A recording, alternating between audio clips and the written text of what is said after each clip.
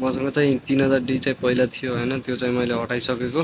त्यसो चाहिँ यो 600D लगेको होइन। तपाईँहरू सबैले कमेन्ट गर्नुभएको थियो भिडियो कसरी स्टार्ट गर्ने बन्द गर्ने भनेर। सर्वप्रथम ब्याट्री हाल्नुहोस्, एसडी कार्ड हाल्नुहोस् होइन। त्यसपछि यहाँ अन अफको अप्सन हुन्छ, यसलाई चालु गर्ने। स्क्रिन अन भयो। माथि चाहिँ डायलर छ, डायलर चाहिँ अब भिडियोमा राख्ने होइन, यसलाई घुमाएर। त्यसपछि फोकस लगाउनु चाहिँ फोकस फोकस फोकस चाहिँ यहाँ छ यो है।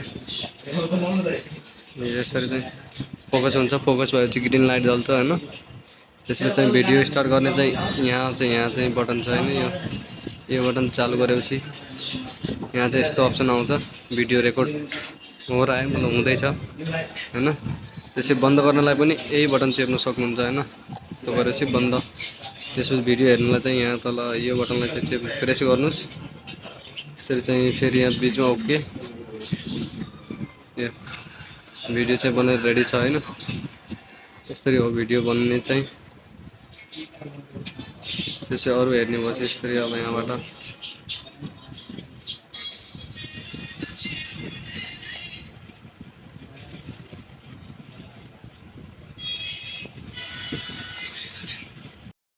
आप लोग का बहुत सारा कमेंट आ रहा था कि मतलब वीडियो स्टार्ट कैसे करें, चालू कैसे करें। देख सकते हो वीडियो बना रहे हैं अभी हम लोग। हमारा मॉडल उधर खड़ा है कच्छा पहन के। और ये कौन सा बटन ऑन करना है चालू करते टाइम, ये देख सकते हो उधर मॉडल बैठा हुआ है। ऐसे वीडियो शूट हो रहा है यहाँ पे।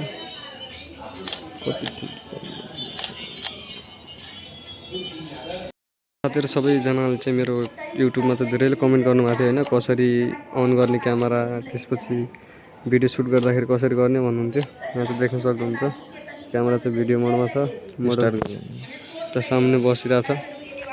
यहाँ चाहिँ भिडियो सुट हुँदैछ। स्टार्ट स्टार्ट स्टार्ट स्टार्ट गर्न स्टार्ट गर भनिरहेछ। रोकिन्छ अहिले भिडियो फेरि।